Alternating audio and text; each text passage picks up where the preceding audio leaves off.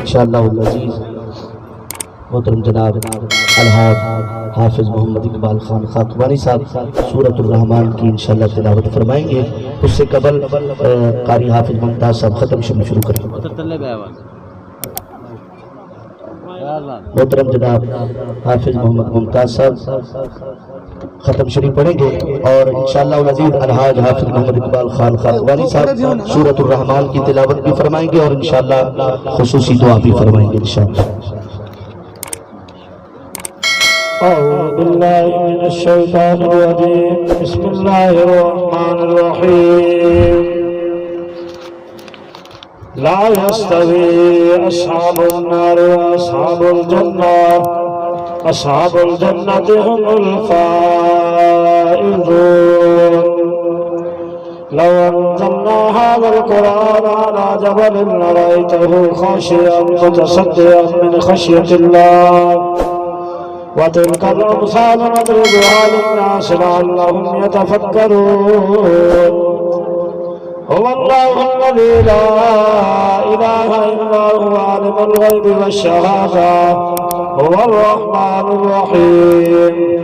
هو الله الذي لا إله إلا هو الملك القدوس السلام المؤمن المهيمن العزيز الجبار المتكبر سبحان الله عما يشركون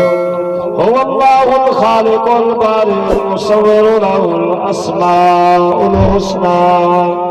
يسبح له ما في السماوات والأرض وهو العزيز الحكيم بسم الله الرحمن الرحيم قل يا أيها الكافرون لا أعبد ما تعبدون ولا أنتم عابدون ما أعبد ولا أنا عابد ما عبدتم ولا أنتم عابدون ما أعبد لكم دينكم ولي دين بسم الله الرحمن الرحيم قل هو الله أحد الله الصمد لم يلد ولم يولد ولم يكن له كفوا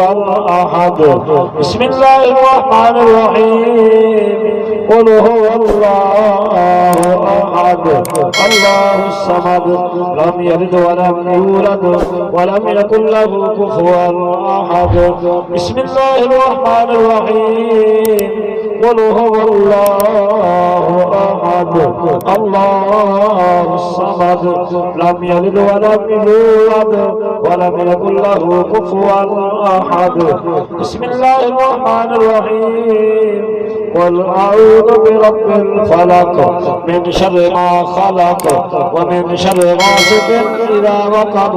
ومن شر النفاثات في العقد ومن شر حاسد إذا حسد بسم الله الرحمن الرحيم قل أعوذ برب الناس مالك الناس إله الناس من شر الوسواس الخناس الذي يوسوس في صدور الناس من الجنة والناس الله أكبر بسم الله الرحمن الرحيم الحمد لله رب العالمين الرحمن الرحيم مالك يوم الدين إياك نعبد وإياك نستعين اهدنا الصراط المستقيم صراط الذين أنعمت عليهم غير المغضوب عليهم ولا الضالين آمين